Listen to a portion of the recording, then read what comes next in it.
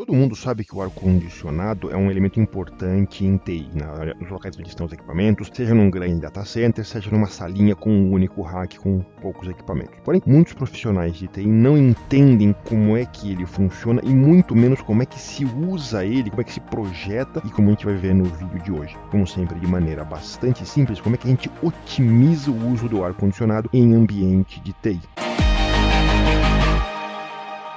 Para começar, a gente precisa entender exatamente como é que funciona o aparelho de ar-condicionado. Primeira coisa que a gente precisa entender é que é o seguinte: quando você aperta um gás, ele esquenta, e quando você expande, quando você solta ele, ele esfria. Não vou entrar em detalhes aqui, se você quiser pesquisar na internet, você pode ver mais detalhes sobre isso, mas é uma característica física. E, inclusive, existem gases, os gases diferentes reagem de maneira diferente. Um dos melhores gases para esse tipo de coisa é a amônia. Porém, ele é muito venenoso, então ele tipicamente é só usado em ambientes industriais, onde precisa de muita eficiência, uma diferença muito grande de temperatura. O CFC é um outro exemplo de gás que também tem uma boa performance nesse aspecto, ou seja, quando você aperta, ele esquenta bastante, e quando você expande, ele esfria bastante. Agora, como é que a gente usa isso para fazer um ar-condicionado? Vamos lá. Então, imagina que eu tenho um tubo, por exemplo, um tubo de cobre, que é fácil de você vedar e evitar que o gás fuja. Você tem um gás ali dentro. Pode ser qualquer gás. No ar-condicionado é um desses gases, o CFC, ou um substituto do FC, ou mesmo amônia, mas o que a gente vai explicar aqui funciona com qualquer gás. E eu coloco um compressorzinho ali. O que esse compressor vai fazer? Nesse momento, pouca coisa. Ele vai fazer o ar ficar girando ali, tipo uma corrida de NASCAR, uma corrida de carrinho de autorama. Até aí não tem nada de útil. Na outra ponta desse tubo, eu aperto ele, ou eu coloco ali uma obstrução. Eu coloco um tubo esse cano ali, faço deixar só um furinho. Na hora que eu ligar o compressor, o que vai acontecer? Do lado direito eu vou comprimir, porque o gás não vai conseguir passar por esse furinho muito rápido, e do lado esquerdo eu vou fazer um vácuo, eu vou expandir o gás. Então, eu vou esquentar o gás desse lado e esfriar do outro. Até aí ainda não fiz muita coisa útil. Bom, eu coloco uma parede no meio do caminho e do lado de fora eu coloco um radiador, um monte de pecinhas de metal para ajudar a fazer esse calor sair. E eventualmente em alguns ar-condicionados eu ponho até uma ventoinha para fluir ar e aumentar, acelerar esse processo. Então, dos 35 graus, por exemplo, que ele sai do compressor aqui embaixo, depois que ele passa pelas ventoinhas e por esses dissipadores de calor, considerando ali, por exemplo, que o ar lá fora está 28 graus, ele vai chegar a 30 graus ali na boca desse ponto de aperto, ali nesse ponto de compressão, nesse ponto onde a gente fez esse gargalo. Tá? Então, ele não chegou a 28, mas chegou perto ali. Quando de 25, o gás subiu para 35. Se quando ele chegar ali naquele ponto, ele chegar a 30, não é que ele descomprimir, ele vai fazer o quê?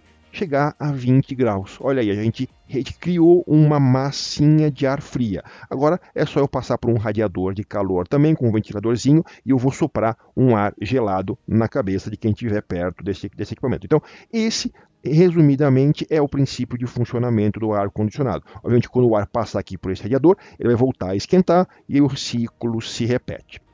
Então é por isso que os ar-condicionados têm dois módulos. Mesmo esses ar-condicionados que são um só, se você abrir, você vai encontrar esses dois componentes lá dentro. Existe o componente externo, que faz a radiação do calor, ele dissipa o calor para fora, e o componente interno, que joga o frio para dentro. E nesse tubo entre eles tem o cabo elétrico e dois tubinhos, normalmente de cobre, para conduzir esse gás, normalmente ou amônia, ou CFC, ou algum gás refrigerante, como a gente fala. Bom, como é que a gente controla a força desse ar-condicionado? Vamos pensar que a gente tem que controlar a potência desse compressor. Se eu colocar 100% de potência, vamos supor que isso depende do gás e depende da potência do meu compressor, mas vamos pensar que a gente tem uma estrutura ali onde com 100% de potência eu vou ter um degrau de temperatura de 30 graus. Ou seja, entre um lado e o outro, esse compressor eleva a temperatura desse gás, que está lá dentro em 30 graus. É muito ruim você operar com um motor em 100% de potência. Ele vai queimar, ele vai estragar muito rápido. Então, se a gente colocar ele em 80% de potência, ele vai estar ali com 28 graus de degrau. Agora, repara que se eu colocar esse compressor com 50% de potência, ele não vai estar 15 graus, ele vai estar praticamente inútil. Essa é uma característica dos compressores nesse aspecto. Ele é projetado para trabalhar numa certa potência, e se você baixa a potência dele, você baixa muito a eficiência. Então, tipicamente, os ar-condicionados, o compressor tem dois estados, ou ligado ou desligado. Você não tem estados intermediários. E aí, Existem sim ar-condicionados onde eu consigo controlar a potência desse compressor, porém eu baixo a eficiência. Então, são áreas tipicamente ar-condicionados de conforto. E para que ele serve? Num ar-condicionado que é mais convencional, o compressor está ligado ou desligado. Então, ou ele gera um ar muito gelado ou não gera nada. E ele fica nesses ciclos de liga e desliga. Nesses ar-condicionados que eu consigo controlar a potência, eu já consigo baixar essa potência, consequentemente, eu não jogo na cabeça das pessoas um ar extremamente gelado, eu jogo continuamente um ar fresco. Porém, a minha eficiência é muito menor. No final das contas, a conta elétrica no fim do mês dessa pessoa vai ser maior. Porque se você pensar o seguinte, o ar-condicionado convencional, vamos supor, ele funciona 5 minutos, desliga 5 minutos, funciona 5 e desliga 5. Quando ele está funcionando na potência máxima, vamos supor que ele gaste 4 reais por hora de funcionamento. Cada 5 minutos, se estou somando isso numa hora, daria 4 reais. Nunca eu tenho uma potência que eu controlo, eu estaria só com 3 reais. Mas eu teria isso funcionando o tempo inteiro. Então, no longo prazo, esses em que eu consigo mexer a potência do compressor, eu vou gastar mais energia elétrica no fim do mês. Por isso que em aplicações como, por exemplo, TI, aplicações onde a minha questão é de eficiência energética, eu uso ar-condicionado que liga e desliga. Então, como é que a gente faz para controlar um ar-condicionado? O que é aquilo que a gente controla quando a gente pega o controle remoto e baixa a temperatura? Basicamente, o que a gente faz é colocar na saída do bocal do ar-condicionado interno um termômetro. E o que eu controlo ali é a temperatura na qual eu vou desligar o compressor. Então, vamos pegar um cenário extremamente comum, todo mundo aí já participou de alguma coisa dessa forma, talvez até tenha feito isso. Chega numa sala de reunião quente, liga o ar-condicionado e alguém fala, coloca no máximo. E você vai lá e pega e coloca na temperatura mínima ali, 18 graus. E aí o ar-condicionado começa a funcionar, quente, as pessoas reclamam, talvez acho que está sem gás esse ar-condicionado. Aí daí a pouco esse ar-condicionado continua funcionando, ele vai refrigerando, e de repente começa a ficar gelado, e as pessoas, nossa, esse ar-condicionado está maluco, a hora está quente, a hora está frio. Não está maluco o ar-condicionado. Estão malucas as pessoas que não entendem e querem operar esse sistema. Na cabeça das pessoas, elas não esperam que se você pegar uma panela de água e colocar em cima do fogão, que essa água imediatamente fique quente. Elas entendem que vai demorar algum tempo para essa água ficar quente, mas de alguma forma as pessoas acham que quando você liga um ar-condicionado dentro de uma sala, magicamente esse ar-condicionado teria que pegar toda aquela massa de ar quente e esfriar instantaneamente. Não é assim, ele vai demorar um tempo. Os objetos, os móveis estão quentes, as paredes estão quentes, acendeu a luz, você tem gente lá dentro, então vai demorar um tempo. E aí você baixar a temperatura de desligamento do compressor não vai aumentar a potência, mas vai fazer o seguinte, se você colocar 18, o que você está falando para o coitadinho do ar-condicionado? Só desliga quando chegar a 18 graus. Então as pessoas vão estar lá dentro, o ar-condicionado vai funcionar, vai começar a esfriar e ele vai tentar se esgoelar ali para tentar baixar a temperatura. Ele não vai desligar nunca o compressor, até uma hora que as pessoas vão reclamar que está muito gelado. Então, moral da história, não adianta você baixar a temperatura no controle remoto, você não está aumentando a potência do ar-condicionado. Você está apenas indicando para ele que ele só vai desligar quando chegar naquela temperatura extremamente baixa, que obviamente nunca vai acontecer. Esses são os fatores que influenciam a eficiência do ar-condicionado. Bom, primeiro, a temperatura externa. Pensa o seguinte, eu tenho aqui esse meu compressor, ele eleva a temperatura. Se do lado de fora está 28 graus, e do lado de dentro está 25, então vamos supor que ele eleva 10 graus, de 25 para 35, ele vai passar pelo radiador, vai chegar ali quase a 28, 29, e vai cair 10 graus, você vai ter 19 graus, um arzinho de 19 graus gelado entrando dentro, que é o que ele vai soprar para dentro da sala. Num dia quente a 32 graus, é óbvio que nunca vai chegar a 28 graus, porque vai chegar no melhor dos casos a 33 graus, está quente lá fora. Consequentemente, o degrau de 10 graus para dentro vai ser só de 23. Então a eficiência é o mesmo compressor, é o mesmo equipamento, mas a eficiência dele diminuiu porque o lado de fora está muito quente. Então, isso é uma característica. E o que você tem isso de consequência? Em dias quentes, que é o dia que você mais precisa do ar-condicionado, é também o dia em que ele vai estar menos eficiente. Uma outra coisa que é muito comum de eu ver, que todo mundo pode para começar a prestar atenção, é do pessoal instalar, do pessoal não prestar atenção aonde instala esse módulo externo e acaba instalando em locais onde pega o sol forte, principalmente à tarde. Você já colocou a mão num carro que ficou o dia inteiro no sol, na lataria? A queima. Então a mesma coisa com essa peça de metal que é esse que deveria irradiar calor, mas que por estar recebendo o sol direto, está esquentando. Então nesse momento a eficiência dele é baixíssima.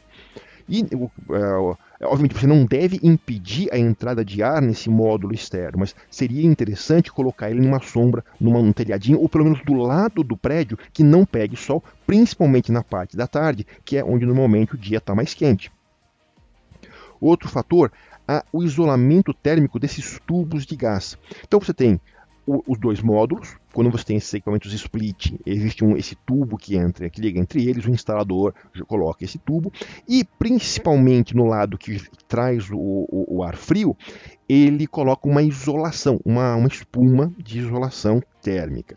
Para fazer isso, para essas instalações baratas, e muitas vezes os clientes não estão nem aí, não prestam atenção nisso, os instaladores colocam uma espuma de baixa qualidade. Com o tempo ela começa a se deteriorar e fica cheia de buracos. O que vai acontecer com esses buracos? Vão esfriar, eles vão perder o frio, entre aspas, no meio do caminho. Então o que saiu do lado de lá a 20 graus vai chegar a 23 quando chegar no módulo interno. Por quê? Porque parte desse frio foi perdido no meio do caminho. Por exemplo, ele passa por um forro, ele está refrigerando o forro, mas obviamente quando o gás chegar lá na outra ponta vai estar mais quente. Então é importante você manter essa isolação térmica, essa espuma no meio do caminho, nos canos que levam a comunicação entre esses dois módulos do ar-condicionado do tipo split. Um outro problema que eu já vi também é usarem a espuma os espaguetes de piscina para fazer essa isolação térmica, para consertar. Quer dizer, chegou o técnico lá, fez a instalação, um ano e pouco depois começou a esfarelar, então para fazer a isolação colocaram essa espuma de piscina para fazer essa isolação térmica. Termicamente vai funcionar. O problema é que essa espuma ela não é a prova de incêndio. Quando ela pega fogo, ela solta gás tóxico.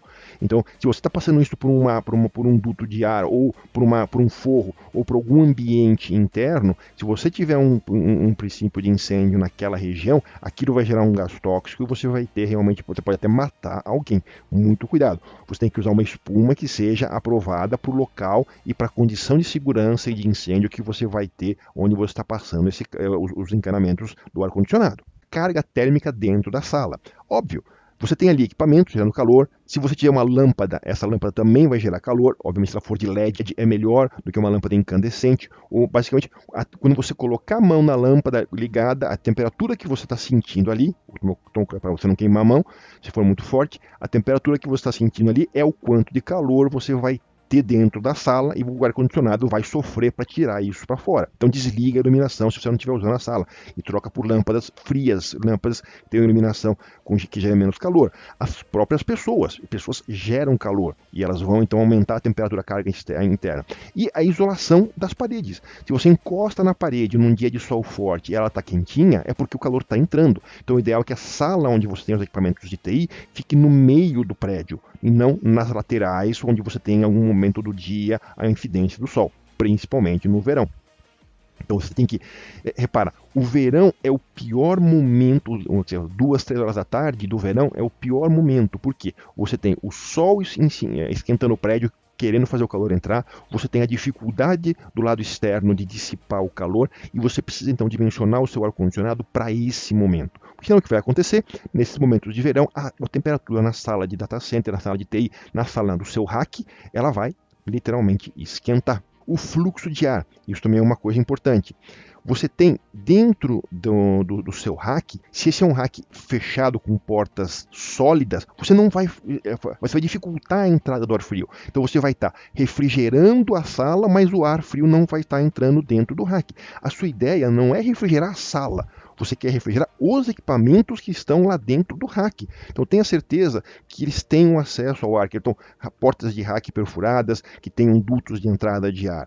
Além disso, os equipamentos, muitas vezes, eles brigam a direção em que eles jogam o ar. E você tem um equipamento em cima do outro, mas o de cima puxa o ar pela frente e joga para trás, e o de trás faz o inverso, o que vai acontecer? O ar vai ficar girando, vai tender a ficar rodando entre eles, e não vai circular, ou seja, você vai pegar o ar quente entre eles e constantemente se recircular um contra o outro, e isso vai fazer eles aquecerem. Então, você vai ter que gastar, você vai ter que gelar muito mais a sala, para que um pouquinho desse frio entre no meio dessa bagunça e consiga refrigerar alguma coisa dos equipamentos. Então, o ideal é que todos os equipamentos estejam alinhados para puxar o ar do mesmo lado e jogar para o mesmo lado. E aí você cria o conceito de corredor quente e corredor frio, onde você tem um lado onde todos os equipamentos puxam, que é onde você joga o ar frio, e um outro lado onde todos os equipamentos jogam o ar, que é o corredor quente. E nesse aspecto, a maneira mais eficiente de você fazer isso é você jogando o ar frio por baixo dos equipamentos. Normalmente você coloca em casas, em empresas, o ar-condicionado sai por cima. Por quê? O ar gelado cai, ele é mais pesado, então você joga por cima das pessoas e ele desce lentamente, refresca as pessoas.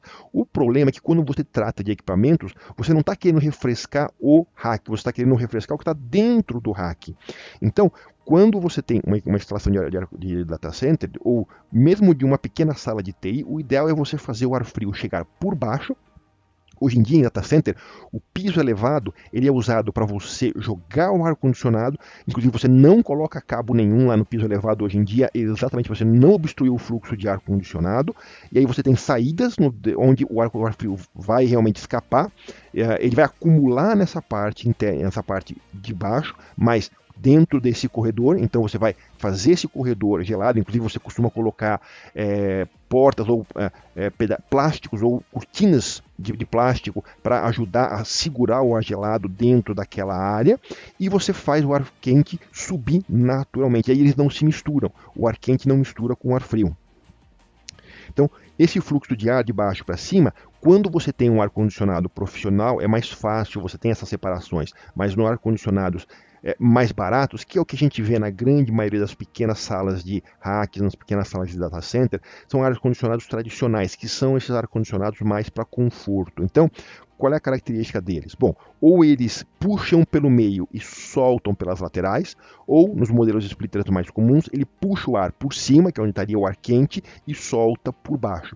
Então, se a gente pegar esse tipo de ar-condicionado mais comum de splitter, onde ele puxa por cima e solta por baixo, a forma mais comum da gente ver ele ser instalado é ele ser configurado com as aletinhas dele para jogar o ar gelado para frente, para cima do rack. O que vai acontecer? Na hora que ele estiver descendo, ele vai brigar com o ar quente que está subindo e ele vai ter essa dificuldade para chegar na parte de baixo do rack e de refrigerar. Você vai perder eficiência. A maneira mais eficiente, já que você não tem um ar-condicionado que você possa puxar um duto e separar, é você jogar o ar-condicionado extremamente para baixo, onde ele, nesse caso aqui, ele vai descer pela parede, se acumular no chão, e aí, via convecção, via a força do ar quente que quer subir, fazer o retorno para dentro do módulo de ar-condicionado e fazer essa circulação aí. E aí você vai criar, então, nesse lado esquerdo aqui, o seu corredor de ar frio e no lado direito, o seu corredor de ar quente. E por último, manter a regulagem de temperatura apropriada. Então você chega na sala onde você tem o seu rack, onde você tem o seu pequeno data center, e está meio quente naquele dia. Então eu vou pegar você pega e baixa a temperatura do ar-condicionado. A gente já viu que isso não adianta nada. E o que vai acontecer? O problema aí é que a carga térmica está sendo maior do que o ar-condicionado pode dar conta, porque provavelmente está quente lá fora, porque provavelmente tem mais equipamento dentro do rack do que o ar-condicionado consegue tirar, então ele está subdimensionado, e isso não vai mudar nada, ele vai continuar quente durante o dia. Mas quando chegar à noite, como você configurou para ele chegar a 18 graus, ele nunca vai chegar. Então ele vai trabalhar continuamente a noite inteira, 24 horas por dia, durante os dias de verão. Não existe maneira mais fácil de você queimar um equipamento ar-condicionado do que fazer isso. Depois de uma semana, um equipamento que deveria durar 1 ano, 2 anos, em uma semana ele queima. Por quê? Porque ele ficou 24 horas ligado. Por quê? Porque você colocou ele para só desligar quando ele chegar a 18 graus e ele nunca chegou. E o problema não é ele, o problema é o subdimensionamento dele em relação aos teus equipamentos. Então, não faça isso. Diminua a carga térmica, desliga as lâmpadas, não deixe as pessoas ficarem entrando e saindo da sala do rack, tenta diminuir a carga de trabalho no rack, tirar equipamentos, por exemplo, equipamentos de operadora, cable modem, fontes, esse tipo de coisa muitas vezes gera uma quantidade de calor. Se você encostou a mão e está quentinho, está gerando calor. Se você puder, se não for algo crítico, joga para fora da sala, tira dessa sala, porque ele está atrapalhando o funcionamento do ar-condicionado. Então, conclusão, é importante você dimensionar o ar-condicionado corretamente, tira de dentro da sala, do data center, as coisas que estão ali gerando calor. Às vezes as pessoas colocam o celular para carregar na tomada que está dentro da sala. Eu sei que é pouco, mas é algo que gera calor. Tira lá de dentro. E não sobrecarrega o equipamento de ar-condicionado. Coloca a regulagem de temperatura na temperatura adequada e não adianta. Se você colocou, esse aqui colocou a 24 graus, que é uma temperatura boa para equipamentos, para uma sala de rack, 22 que seja, e não está refrigerando, não adianta você colocar em 18 que ele não vai refrigerar, vai continuar quente, mas o que vai acontecer é que à noite ele vai continuar ligado e você vai queimar o ar-condicionado. Se você está com um ar-condicionado subdimensionado, melhora isso ou baixa a carga dentro da sala. Se você também gosta de ajudar outras pessoas, curta e compartilhe esse vídeo. Isso realmente ajuda. Se você ainda não assinou, clique aqui para ser o primeiro a saber quando a gente publicar os nossos próximos vídeos. E por último aqui tem mais 2 sugestões para você assistir. E até a próxima!